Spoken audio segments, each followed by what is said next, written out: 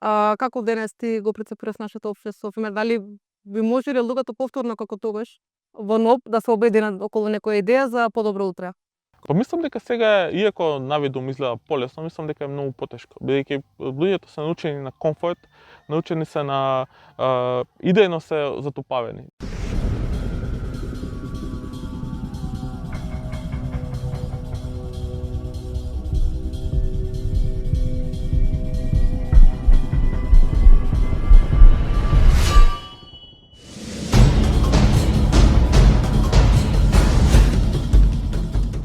Почитувани гледачи, здраво, јас сум Джейлан Велио. Денес се наоѓаме во Куманово, кај местноста Менкова колиба, каде што се формирал првиот карадачки партизански одред заедно со козјачкиот партизански одред. Денес тука ќе зборуваме со другарот Стефан Илиевски, кој што е историчар и ќе ни ги објасни подобро овие процеси на формирањето на партизанските одреди, но и условите кои што важеле во кралството на србите, хрватите и словенците во тоа време, особено после обзнаната. Здраво, Стефан. Добро дојде повторно во Глас на идеи. Благодарам на поканата, мило ми е. Исто и мене драго ми е што ваши надвор ќе разговараме и ќе можеме да ја доловиме атмосферата. Да, на лице место. На лице место, точно. Па прво би сакала еве малку да не информираш околу формирањето на овие ограници, одреди, особено на карадачкиот. Да, па јас би започнал со крајот на Првата светска војна, кога мислам и откривањето на Октомвриската револуција, кога започнува меѓу населението во тогашна Вајдарска Македонија да се јавува еден револуционарен дух каде што тие веќе се, после толку години војни, балкански војни, Прва светска војна, населението е целосно изнемоштено и тие бараат некаква спас, некакво решение за нивната состојба. Во тој период, после завршувањето на Првата светска војна, во рамките на кралството на србите, хрватите и словенците, состојбата е многу тешка, голем дел од населението, скоро 90% е неписмено, индустријски капацитети во Вајдарска Македонија речиси не постојат. Постојат единствено некои занечиски работилници и најголемиот дел од населението се занимава со земјоделие. Од каде доаѓале тие идеи тука? Директно преку Советскиот сојуз, бидејќи спомна Октомвриската револуција, или имале влијание од Бугарија, да речеме, каде што идеите малку порано се развивале? Генерално тоа се индиректни идеи. Нема директни идеи. Овие идеи доаѓаат, мислам, бидејќи голем дел од заробениците што се враќаат од Русија, веќе се запознаени со болшевичките идеи, идеите за комунизмот. И тоа е, да кажеме, еден тренд во тој момент. Таков е духот на времето, бидејќи освен Октомвриската револуција во Европа после Првата светска војна се случуваат и многу други обиди за креирање на револуции, например Унгарската револуција, Баварската република, тука е случувањето со Роза Луксембург, со Каутски, така да тие се во тој момент тоа е многу актуелно идејно движење. Така да во тој степен тоа доаѓа и во Македонија, особено бидејќи во тој период на ниеден друг начин овој револт на населението не може да биде експресиран, туку најлесно тој доаѓа до израз преку комунистичката партија, односно преку манифестацијата на социјалистичките и комунистичките идеи. Која што партија обединува многу луѓе од различни етникуми во тоа време, различни народности, и тоа е многу битно како таа идеја победува на овие простори после балканските војни, каде што нели се разединети луѓето. Прецепно тоа може да се забележи од резултатите на првите локални и парламентарни избори, така да, например, во овие краишта, што се ново освоени условно од Србија, од кралството на србите, хрватите и словенците, во овие краишта победува комунистичката партија, како например Македонија, Црна Гора, делумно Босна, Косово. Тоа кажува дека постои револт кај населението и условно тоа сега со наш вокабулар населението не сека да гласа за мејнстрим партии, бараат некоја алтернатива. Тогаш кога две коалиции мислам дека се појавуваат тука, така на буржоаската. Генерално тука најсилно мислам на ниво на кралство на србите, хрватите и словенците или Југославија, како ќе биде подоцна поименувано, постојат две: Демократската партија и Радикалната партија. Тие се доминантни, а комунистите фактички влегуваат како трет Трета опција. Трета опција, да. Тука има и едно муслиманско движење што се вика Джемијат. Тоа се обидува да го фати тој спектрум од гласовите, но генерално комунистите во 1919 и 20 година имаат навистина импресивни резултати, ако се знае целиот бекграунд. Да, исто така мислам тие резултати не остануваат, мислам, бидејќи изборите се повторуваат и тоа говори за односот на власта во тоа време, дека е исплашена всушност од победата на комунистичката идеја. Да, па тоа се случува во Куманово, например на локалните избори, прв комунистите победуваат, изборите се поништени, поради така мислам некои изборни нерегуларности што се измислени и на повторните изложби комунистите пак победуваат. Тоа кажува за фактот, мислам тогаш е условно прогласено тоа што се нарекува Црвено Куманово. Власта е свесна дека ова е процес кој што тешко може да се справи и единствено решение гледа во забраната на дејноста на комунистичката партија преку така наречената обзнана, подоцна со Видовденскиот устав 1921 година. Тука во почетокот мислам може да се признае дека генерално работничкото движење на просториите на цела Југославија е уништено. Комунистичката партија постои во илегала, но и самата таа е разедината од фракцијачки борби меѓусебно. Мислам како се менува линијата на Коминтерната, така се менуваат и нејзините ставови. И може да кажам дека генерално повторно заживување на голема нозе се случува откако Коминтерната ќе започне да ја применува нејзината политика на народни фронтови, кога започнува целото обединување на опозицијата против фашизмот. Значи тоа е 35-36 година, кога се од една страна и се намалуваат стегите на југословенскиот режим, систем, кон комунистичките дејци и започнува повторно заживување на комунистичката активност. Дали тоа има врска со шпанската граѓанска војна која што тогаш се случува? Да, дефинитивно, бидејќи на тој начин се радикализира југословенската, пред се тоа се студенти, млади луѓе, но и работници. И тие се свесни за светот околу нив, за промените што се случуваат, шпанската граѓанска војна, голем дел одат во Шпанија, се бојат лично, например, Коча Поповиќ, Жикица Јовановиќ Шпанац, сите одат тие и се бојат во Шпанија каде што учат за партизански начин на војување, Родолюб Чолаховиќ. Учат за партизански начин на војување, учат за техники, за управување со топови, со артилерија. Тоа искуство после тука им се наоѓа во Втората светска војна. Например, двајца од големите команданти на Прва пролетарска и Втора пролетарска се шпански бојци, тоа се Пеко Дапчевиќ и Коча Поповиќ. Така, извини, и во синдикалното движење биле вклучени овие луѓе. Дали, пример, Комунистичката партија на Југославија, кога ја забрани, ја најде нов начин на функционирање преку синдикатите за да ја задржи организацијската база, да речеме. Има нови начини на делување и мислам дека тука пак би сакал да ставам акцент на студентското движење, бидејќи СКОј во тој период е многу активен. И многу од подоцна на бојците што ќе се истакнат во Втората светска војна се всушност активисти на СКОј. Например, еден Христијан Тодорски кај пошел во Куманово е скоевец. Затоа во тие бојни периоди, мислам како се зголемува тензијата во светот, така се зголемува и силата на работничкото движење во Македонија.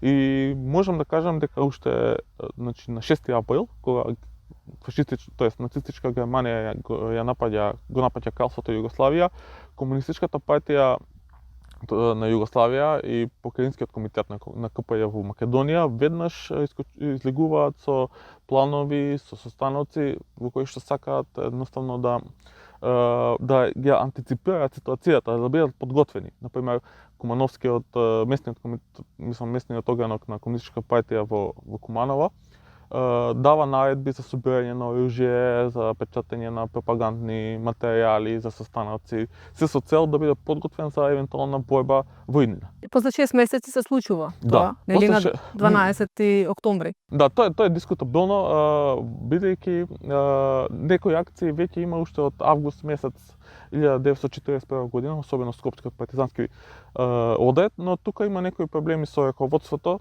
за кои што не би сакал да зборувам, бидејќи нема да имаме простор за тоа.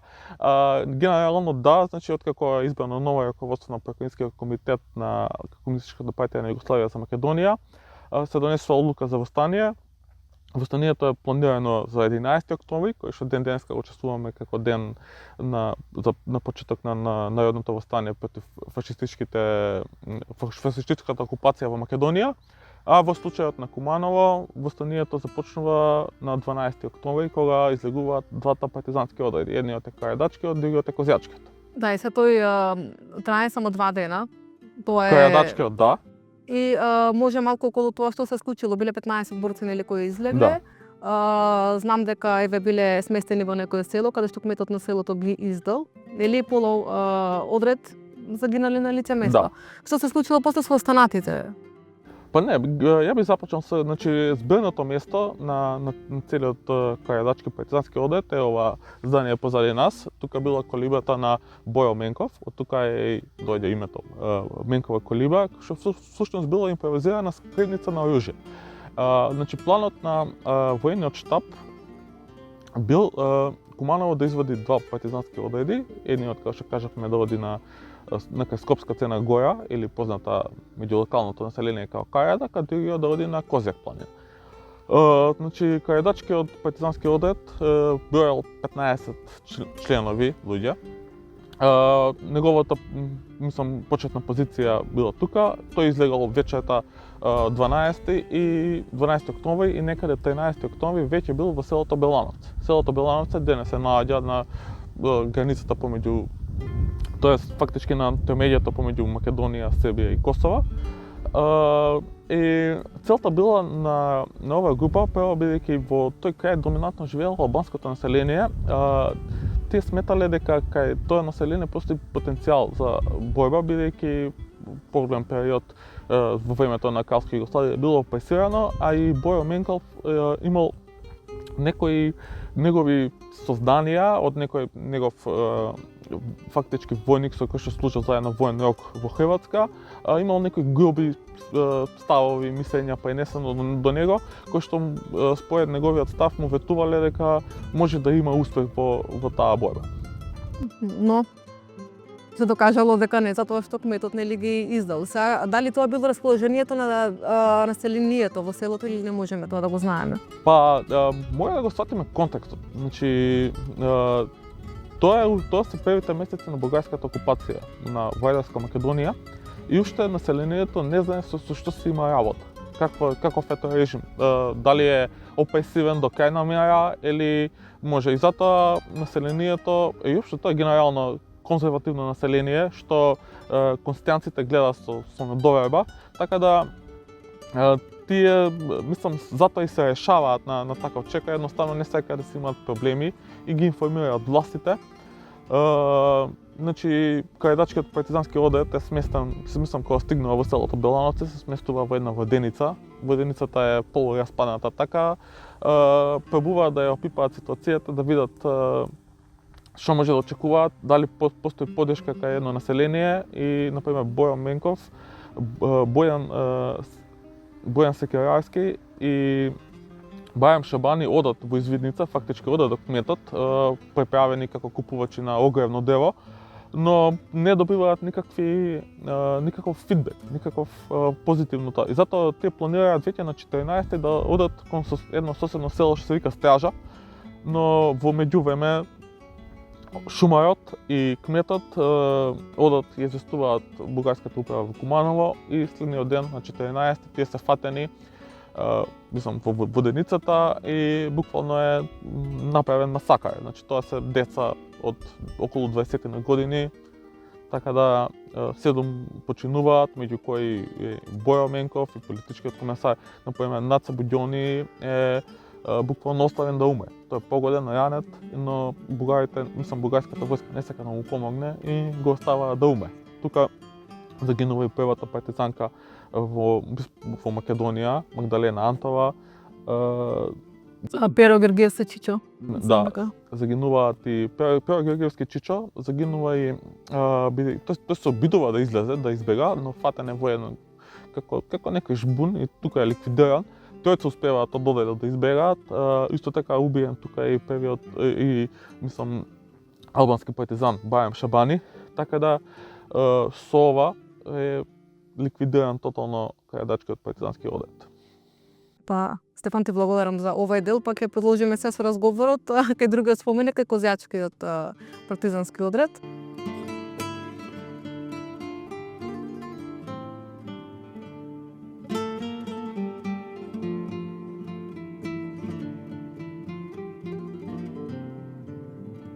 Дојдовме до местноста Студена вода, каде што се наоѓа споменикот на партизанскиот одред, односно на Козјачкиот партизански одред. Не требаше малку време да стигнеме тука со Стефан.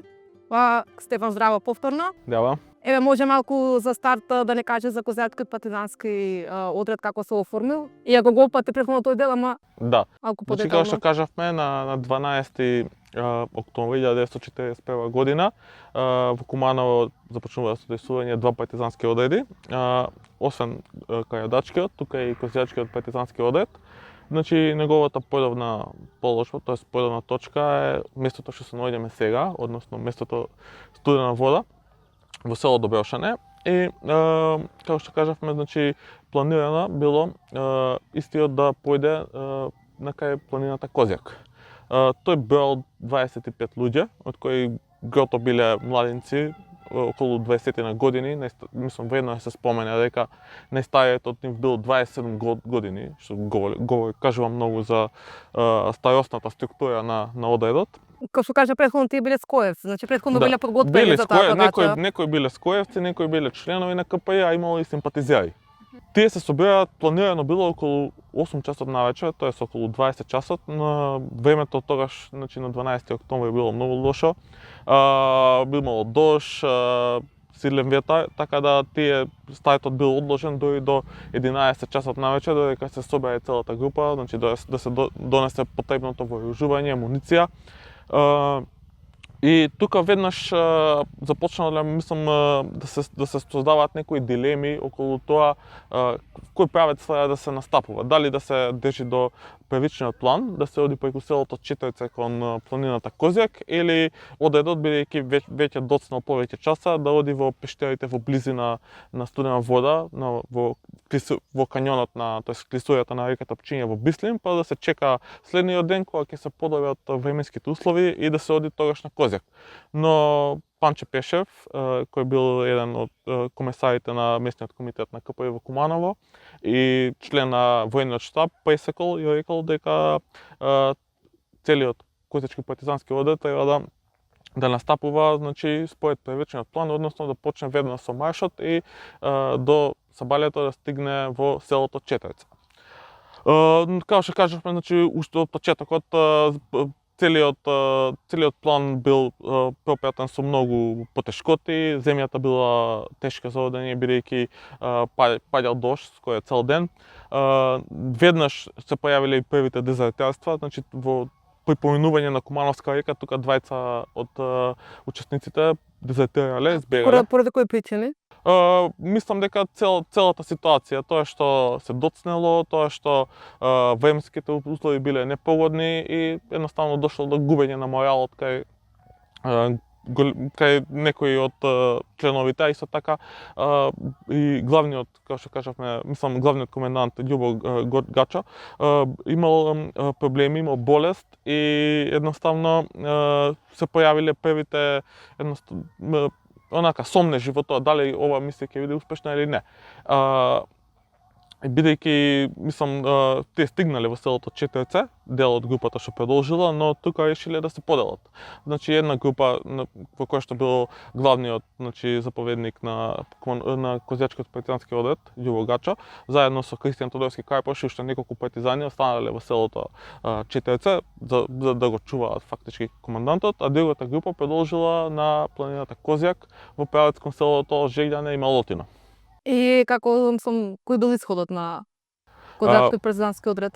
За разлика од Карадачкиот, овој партизански одред можеме да кажеме дека имал релативно поголем успех, бидејќи успеале да спроведат и една акција и еден митинг. Тие стигнале во селото Малотина околу 14 октомври. Таму на влезот веднаш поразговарале со некои селани, што на крајот ќе испадне фатално по нив, бидејќи токму тие селани биле истите што ги предале на бугарските воени и полициски власти. Карадачкиот претходно? Карадачкиот е предаден од кметот на селото Белановце, додека Козјачкиот од страна на селани овчари што се нашле во околината на селото Малотина. Мислам, тие им пристапиле на нив со бајање за тоа да добијат информации каде се наоѓаат бугарските полициски и воени единици, али за возверат едноставно биле подоцна предадени од истите тие. А зошто населението било повеќе клонено кон бугарскиот фасистички окупатор во тоа време, а не кон партизанското движење? Партизанското движење, да, непознато било. Проблемот било што тие првите два партизански одреди немале воопшто никаква база во селото. Значи тие имале некои познаници што живееле таму, но немале никаква јасно организирана структура и база. Така да отишле буквално да градат структура од нула. Имале еден митинг во селото Мгленце, тоа е село исто под Козјачија, што бил дел успешен, разговарале со селаните, им кажале проблеми и генерално тој митинг се сведел на тоа дека селаните бајаат доказ, акција, дека тие нешто работат и дека навистина се бојат, бидејќи мислам мора да се свати дека целата таа околина и претходно имало заставчина од Југословенската кралска војска, четнички единици, имало бугарска полиција. Едноставно, кој како доаѓал во селата, на селаните им нудел, им ветувал многу работи и тие по првиот да се многу конзервативни и скептични. Така да им требало некој едноставно за тие идеи да допрат до нив, им требало време и акција, доказ. Што подоцна се случува 43-4 година кога се омасовува движењето. И сепак им требало нешто на населението на селаните, нешто сигурно, доволно сигурно. Таа сигурно им била вахта. Да, па еве например затоа и Кјо Фетак, мислам одговорното лице на Козјачкиот партизански одред што останал таму, значи не од главниот командант, тие решил заедно да направат една акција демонстративна да покажат дека на населението може да им верува нив. И затоа се распрашале со селаните во Мгленце, ги прашале населението за кои проблеми имаат и населението им го посочило да го минат на манастирот Свети Прокопчински, бидејќи тој им помогна на бугарската војска и полиција во реквизициите на населението. Одредот демонстративно отишол во манастирот Свети Прокопчински, таму го заплашиле фактички игуменот, му кажале да не им помага веќе на властите, зеле храна и пиење, но не сакале да во екстрем, бидејќи сметале дека населението тоа може да го свати погрешно, може да свати доколку например го убиле или го заробиле, дека тоа може да има и спротивен ефект, да, бидејќи населението во тој период било религиозно, мислам го почитувале манастирот и се. Да, а народно-ослободителната борба ја одбележа Македонија, историјата на Македонија и цела Југославија. Но денес, каков односот кон тоа наследство? Бевме кај Менкова колиба, сега сме тука кај Козјачкиот партизански одред и гледаме дека спомениците не се баш добро чуваат. Дали тоа има врска само со односот на државата, дека не вложува во тоа, или па исто така и општествен проблем? Бидејќи и самото население нели треба да се грижи за тоа културно наследство? Па да, мислам дека тоа е повеќе и општествен проблем, зашто мислам тоа преозборува за нашата самосвест. Бидејќи ние како народ, како нација, општо генерално, како сите луѓе што живеат во Македонија, не се само перцепираме, дека например тие се тие луѓето што ги дале своите животи, дале некаква жртва за да едноставно и младоста и се за да бидат некаков поттик за идеја, за идеал и едноставно ние не се на никој начин не се одложуваме на нив. Мислам се гледа и по тоа колку се сочувани спомениците. Во Југославија тоа било да кажеме на некое друго ниво.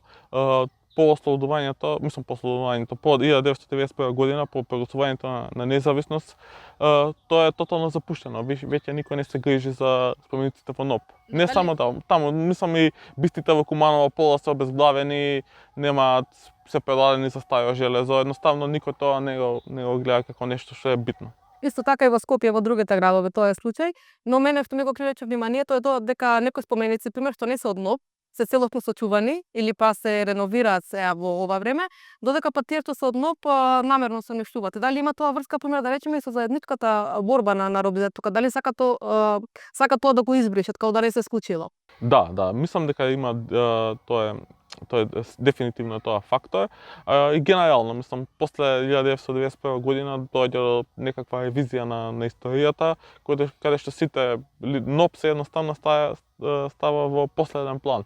И се што било например градено во Социјалистичка република Македонија веќе не е не знам адекватно, повеќе не се оди. Ја се сомневам дека некој организира екскурзии, дека на децата им на учениците им се појаснуваат деталите, дека веќе некој е запознаен со тоа што навистина било. Мислам, имав еден случај, гледав некакво интервју на телевизија, каде што ти прашуваат граѓаните што е 11 октомври и едноставно повеќето не ни знаеа дека прати. Некои мислеа дека е ден на ослободување на Скопје, некои едноставно ден на ослободување на То помладите или воопшто? И помладите и постарите. Постарите. Имаше секакви групи. Мислам, јавно е достапно на YouTube. Тоа кажува дека свеста е многу мала и дека дека поголемиот дел од населението во Македонија освен својата екзистенција лична, не гледа подалеку. Не гледа нити има битно сеќавањето, нити меморијата, нити Да, ама како што кажа еве освен екзистенцијата, тоа значи дека народот тука има проблем со екзистенцијата и затоа можеби најмногу се занимава со тие прашања, а не со другите прашања. Да, генерално исто екзистенција, мислам ако зборуваме социјално, а и целата јавност и свест и историја се е банализирано.